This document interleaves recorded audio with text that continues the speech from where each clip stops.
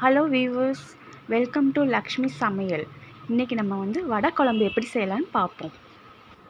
1 tumbler கடலைப்பருப்பை ஒரு மணி நேரம் தண்ணீரில் ஊற வச்சுக்கணும். கடலைப்பருப்பை ஒரு மிக்ஸி ஜாருக்கு மாற்றுங்க. மிக்ஸி ஜாருக்கு மாற்றிட்டு அதை நல்லா கொரகொரப்பாக அரைச்சிக்கிடுவோம். அரைச்சதை ஒரு பாத்திரத்துக்கு மாற்றிக்கோங்க. 2 பெரிய வெங்காயம்,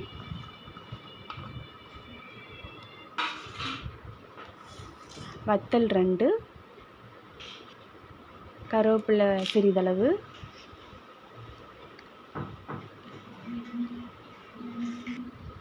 இஞ்சி பூண்டு விழுது,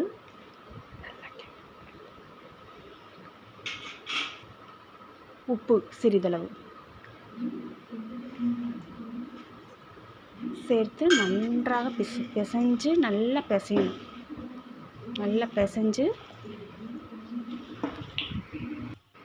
ஒரு வடைச்சட்டியில் எண்ணெயை காய வச்சுக்கோங்க. ஒவ்வொரு உருண்டையாக எடுத்து நம்ம கையிலே தட்டி தட்டி நம்ம எண்ணெய்க்குள்ளே போட்டுடலாம். ஒவ்வொரு வடையாக போடுவோம், உள்ளே போடுவோம். அது நல்லா பொரியட்டும். நல்லா பொரிஞ்சு வந்ததும் நம்ம பாத்திரத்தில் எடுத்து வச்சுக்கலாம். ஒவ்வொன்றா போடுவோம். நல்லா எண்ணெய் மூழ்கிற அளவு ஊற்றிக்கிடுவோம் எண்ணெயை. அப்போ தான் நல்லா பொரிஞ்சு மேலே வரும். நல்லா ப்ரௌன் கலர் ஆனவுடனே நம்ம எடுத்துடலாம். ஒவ்வொரு வடையாக போடுவோம், திருப்பி போடுவோம். நல்லா ப்ரௌன் கலர் வந்ததும் நம்ம எடுத்து பாத்திரத்தில் வச்சுக்கலாம். நல்லா வெந்துருச்சு. இப்போது நம்ம வடை குழம்பு எப்படி செய்யலான்னு பார்க்கலாம். ஒரு வடைச்சட்டியில் எண்ணெய் ஊற்றிக்கோங்க. எண்ணெய் ஊற்றிட்டு கடுகு கொஞ்சம் போட்டுக்கோங்க. கடுகு போட்டுட்டு நல்லா கடுகு பொரிஞ்சதும் கருவேப்பிலை கொஞ்சம் போடுங்க. கருவேப்பிலை நல்லா பொரியட்டும். கருவேப்பிலை கூட கொஞ்சம் அளவு போட்டுக்கோங்க. கருவேப்பிலை கொஞ்சம் நிறையா போட்டால் நல்லாயிருக்கும். வெங்காயம், சின்ன வெங்காயம் நான் நீல வாக்கில் கீறியிருக்கேன். சின்ன வெங்காயம் போட்டுருங்க. சின்ன வெங்காயம் போட்டுட்டு நம்ம நல்லா வதக்கணும். நல்லா வதக்குங்க. நல்லா ப்ரௌன் கலரில் வர்ற வரைக்கும் நல்லா வதக்கிக்கிடுவோம். நல்லா வெங்காயம் நல்லா ப்ரௌன் கலரில் வந்தால் தான் கொஞ்சம் நல்லாயிருக்கும், குழம்பு டேஸ்ட்டாக இருக்கும். ஸோ நல்லா வதக்கிக்கிடுவோம். அடுத்ததாக நம்ம தக்காளி பொடிசாக நறுக்கி வச்ச தக்காளியை நம்ம சேர்ப்போம். தக்காளியை போட்டு நல்லா வதக்கிட்டு நல்லா வதக்குவோம்.